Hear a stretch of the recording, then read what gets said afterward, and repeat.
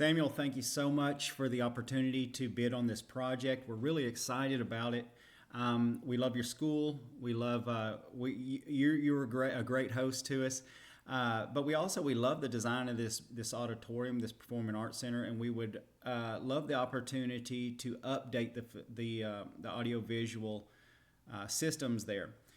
Now, of course, over the last 12 years or so, not only has audio equipment become less dependable and very much has exceeded end of life, but also the visual equipment, the video equipment formats have changed, aspect ratios, everything has changed over the last decade.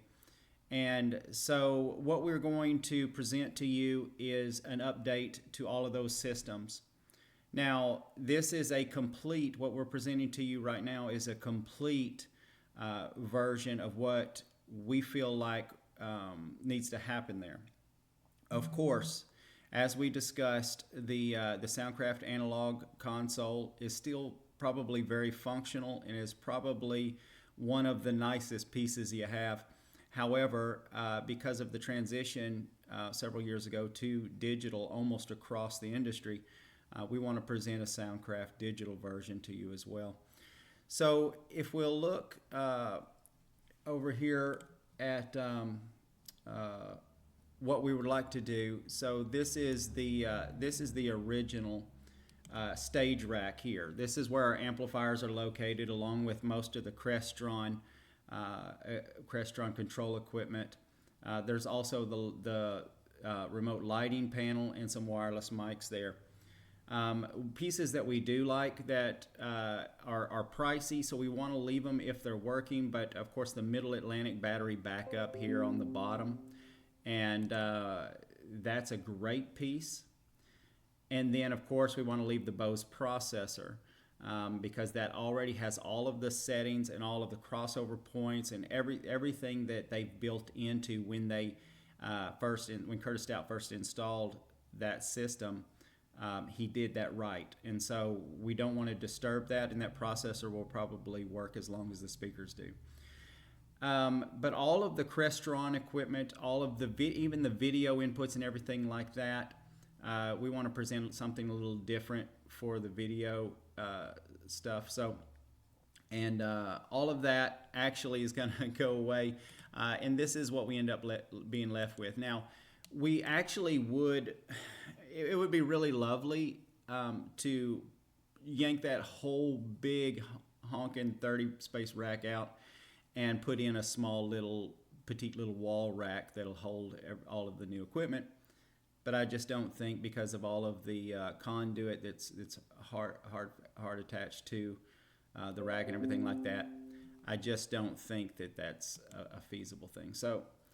But what you see in the rack here is, of course, up at the top, we have a Middle Atlantic sequencer. Now, this is a key start from the booth, and so we want to configure this equipment so that the Crestron system is not in control. And so what we do is we create a key start plate in the booth so that when the key is turned, the whole system powers on in the correct sequence. And this is that piece up top that is powering controlling power for this rack. So down under that, what you'll see two drawers here. These are a one-space drawer. This is what we use. Let me see if I can show you. So this is what we've done at this is El Dorado High School. This is their theatrical wireless theater rack, all SLXD. Equipment, and this is kind of what the direction that I think we can go with you guys. And of course, this is 16 mics. What we want to propose for you guys is 12 total. So get back to where we were. So what we end up with in the rack is two sliding drawers with charging cradles, so that when you're done with a belt pack, done with a handheld, you just pop it in and they're rechargeable. They have lithium rechargeable batteries. So that's what we would like to do for this rack. Clean it up, give you just basically the things that are really beneficial to you as a performing arts center.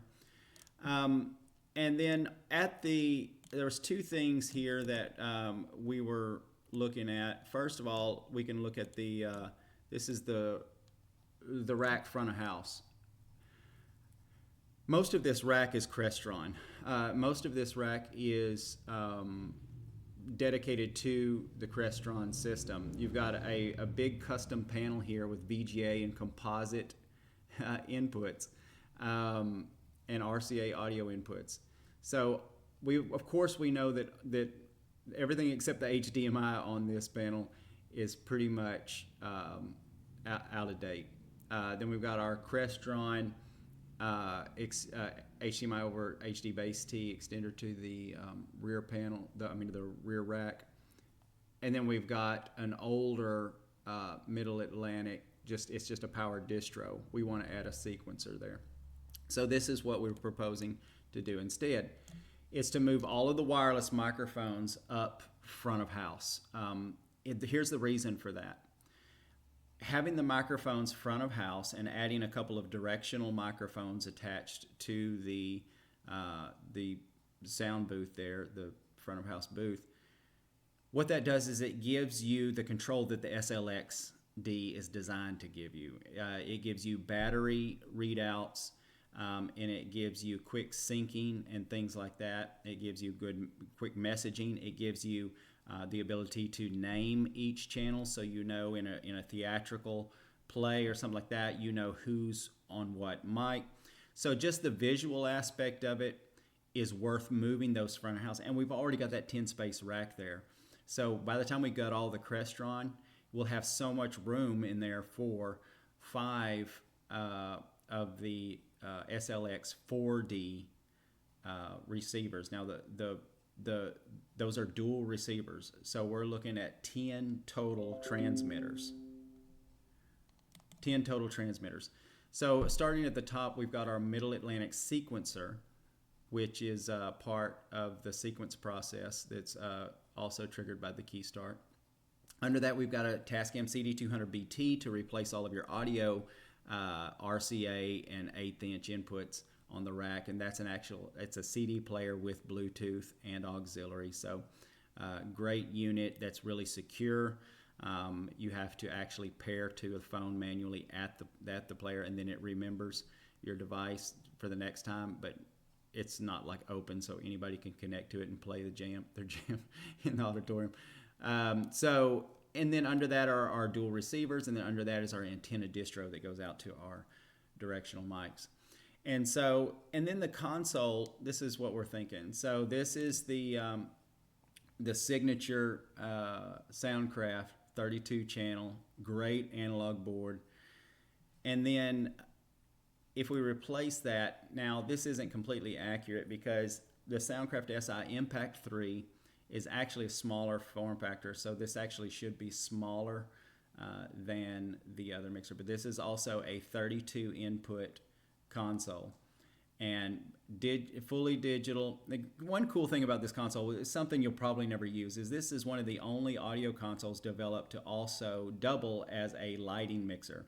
So you can actually, it's the weirdest thing to me, but you can actually mix audio on one layer, switch over to another layer, and it's a DMX controller. So anyway, something to keep in mind. It's interesting. You don't have to use it that way, but that's under the hood.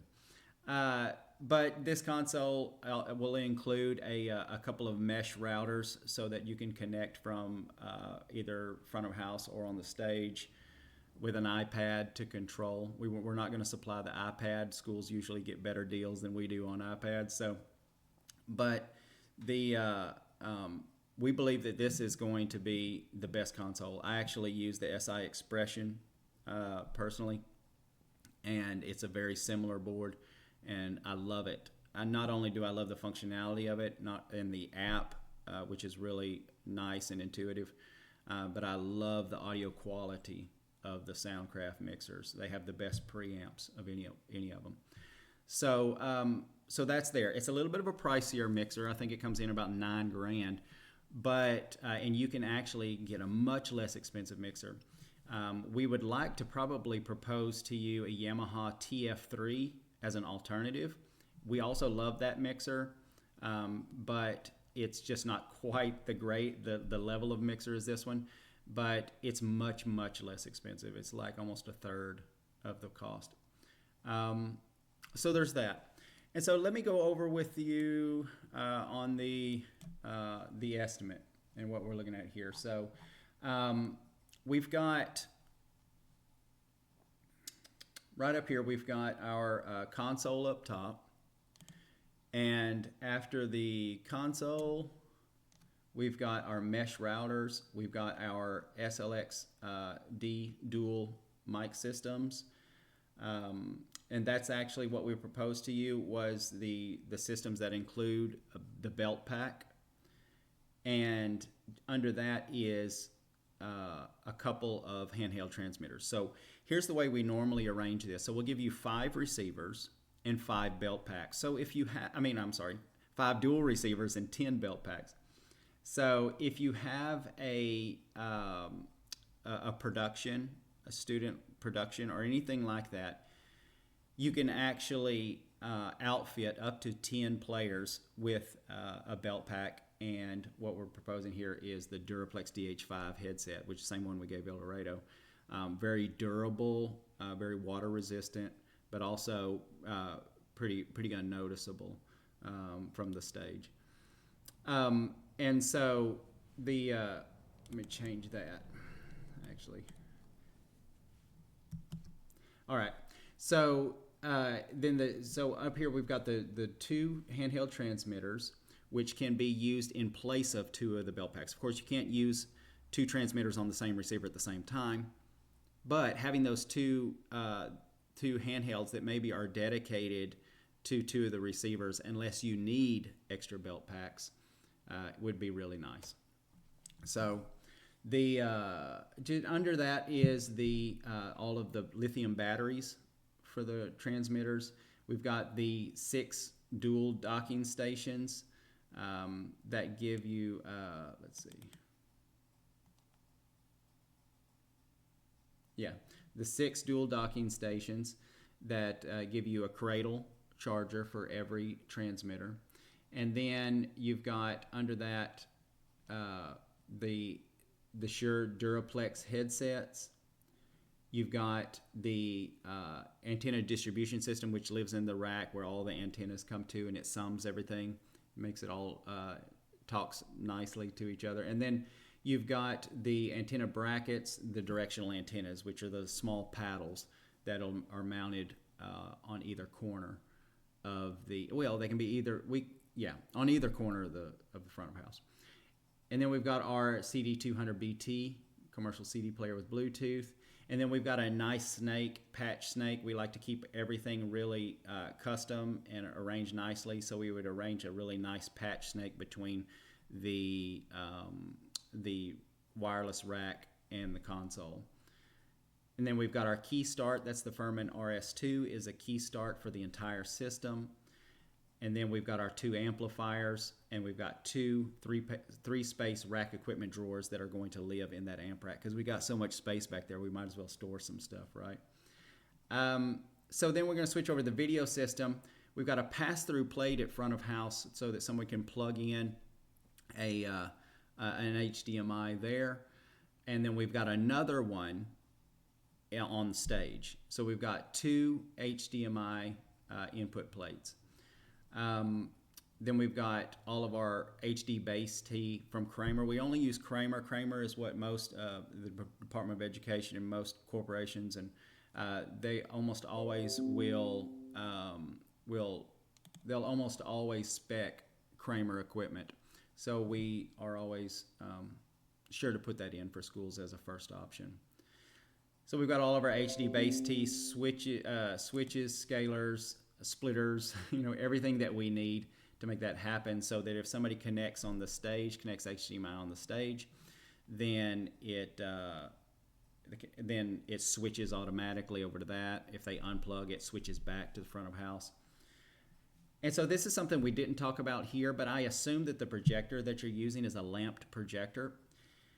We would love to switch that out to a laser projector, especially a Barco W11. A Barco W11 is an 11,000 lumen laser projector that is just fantastic. We've installed these before, and they are a beast. They are very vivid, very high resolution, but also run very quiet, very cool.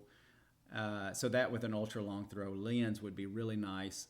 And then of course we have to change out the mount as well. And so that's and of course our labor charge and our installation materials, total cost on that is going to hit $88 after tax. So let me know if we've hit you too hard. But this is the Cadillac. This is what we would like to come in here, and this is basically in line with what they originally did, but just modern and for now. And so it would basically be almost like starting over. Of course, all the mic cabling and everything like that remains the same, but other than that, it's basically updating everything. So let me know what you think about this. We can eliminate some of the things. All of our proposals you'll see are every line item is shown in quantities.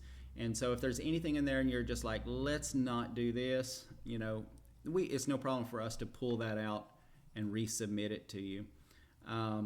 But let me think. But other than that, just let us know what you think, and you can get a hold of me, Jerry, at bensberg.tech. It's BENSBERG.TECH. Or you can call us, 870-814-0714. Samuel, thanks again. We're here to serve you. Let us know how we can help.